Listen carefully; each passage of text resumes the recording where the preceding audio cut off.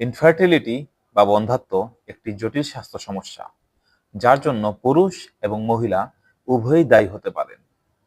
সাধারণভাবে পরিসংখ্যান অনুযায়ী দেখা যায় প্রায় 40% ক্ষেত্রে পুরুষের কারণে, 40% ক্ষেত্রে মহিলার কারণে এবং বাকি 20% ক্ষেত্রে উভয়ের সমস্যার কারণে বা অজ্ঞাত কোনো কারণে বন্ধ্যাত্ব হয়ে থাকে। পুরুষের ক্ষেত্রে বন্ধ্যাত্বের সাধারণ কারণসমূহ হল শুক্রাণুর সংখ্যা কম থাকা, যাকে মেডিকেল ভাষায় লো স্পার্ম কাউন্ট বলা হয়ে থাকে।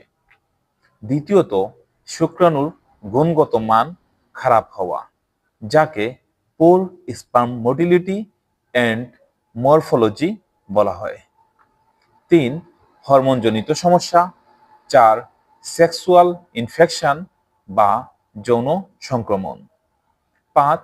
অতিরিক্ত ধূমপান বা মদ্যপান এর কারণ হতে পারে। মহিলার ক্ষেত্রে বন্ধ্যাত্বের সাধারণ কারণসমূহ হল ডিম্বস্ফোটন জনিত সমস্যা, যাকে ওভুলেশন ডিসঅর্ডার বলা হয়ে থাকে।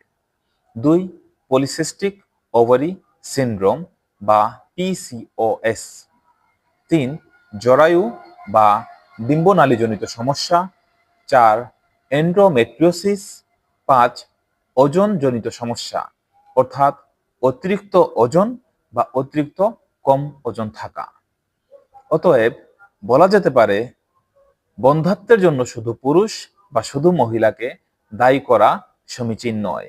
এটি একটি দম্পতির যৌথ সমস্যা এবং উভয়ের স্বাস্থ্য পরীক্ষা নিরীক্ষা করা একান্ত প্রয়োজন। সঠিক পরীক্ষা নিরীক্ষার মাধ্যমে কারণ চিহ্নিত করে চিকিৎসা গ্রহণ করলেই বেশিরভাগ ক্ষেত্রে সমাধান পাওয়া সম্ভব। আপনাদের এই বিষয়ে কোনো জিজ্ঞাসা